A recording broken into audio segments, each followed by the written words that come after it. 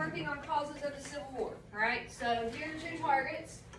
Analyze social, political, cultural characteristics of the North, South, and West before and after the Civil War, and explain how political events and issues that divided the nation lead to war. So far you've done, with your partner, you created a 1-pager that is out in the hallway.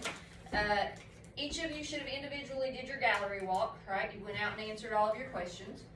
Okay, now at the end of that sheet, you have a little blank spot, and you should have written, if you didn't yesterday, these 6 vocabulary words, right? Some of you got a picture of it yesterday. All right, now we are going to finish up by answering these 2 open-ended questions, right? Number 1, could the Civil War have been avoided? And number 2, which event was the biggest cause in your opinion? And when you answer these, you need to use the vocabulary in your answer. So let's go over the vocabulary real quick. Compromise. Each side gives up a little something. Here are the list of events. Which areas did we try compromise in? Which events did we have compromise in? The North and the South, because they wanted like even states. Okay, so they're trying to keep a balance in Congress. Missouri Compromise. Missouri Compromise. We're going to let Missouri come in, right? But then they're going to draw a line, right? Anything above the line has to be a free state out west. Anything below the line can have slavery if they choose.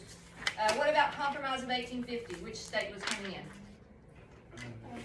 California is coming in as a free state, but then that's when they amp up the Fugitive Slave Act. So with compromise, each side is getting a little something to try to keep the peace, to prevent this war. And those worked for a little bit, right? For a little bit, temporarily. All right, abolition is against slavery. So if you're abolitionist, you want to get rid of slavery, this is an underlying cause. Now, some people would say the main issue with the Civil War is not slavery, but it's states' rights. And money. That may be partly true, yeah. I'm pretty sure a lot of it was just money. Well, and we talked about states' rights and federal authority earlier in the year, if you remember when we talked about writing the Constitution. Yeah. When might it be okay or a good thing for states to be able to do what they want, individually? Remember we talked about Florida trying drug testing for welfare? Yeah.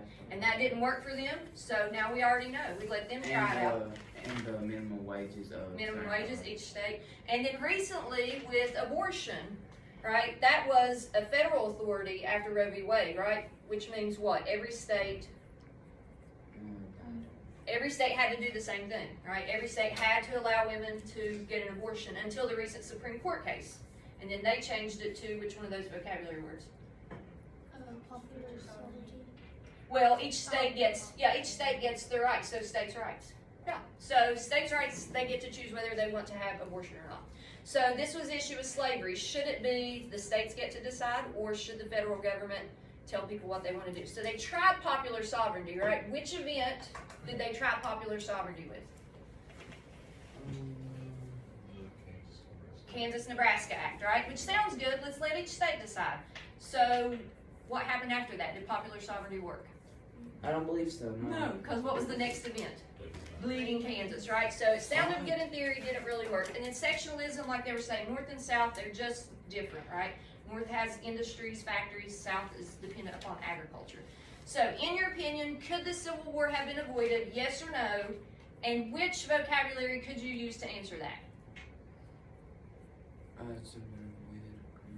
If you say, no way, the Civil War could not have been avoided, because we had tried compromise multiple times, didn't work. What else had we tried? In the South, and the North wanted were for the number 2 one, and the Abolition? South were anti-abolitionists. Right, so they could not agree about abolition, and we tried popular sovereignty, and that didn't work. Right, and again, if you do ECA next year, it's a whole essay, right? But you could say, no, it couldn't have been avoided because we tried compromise, we tried popular sovereignty, and it just didn't work. Right, even in the movie we watched about Harriet, they said, I don't think we're going to get rid of slavery until we have to fight it out. Right. Now, number 2, which event was the biggest cause? Typically, with an opinion question, I would say that you cannot get this wrong. But with this one, I told you, I think there's a couple that you really can't argue that Uncle Tom's Cabin was the biggest cause of the Civil War. It helped show the North how bad slavery was, and it helped push people against slavery. But it wouldn't be a singular most important cause. Let's say that you're going to say the election of 1860 was the biggest cause. Which of those vocabulary words could you use to support the idea that the election of 1860 was the biggest cause.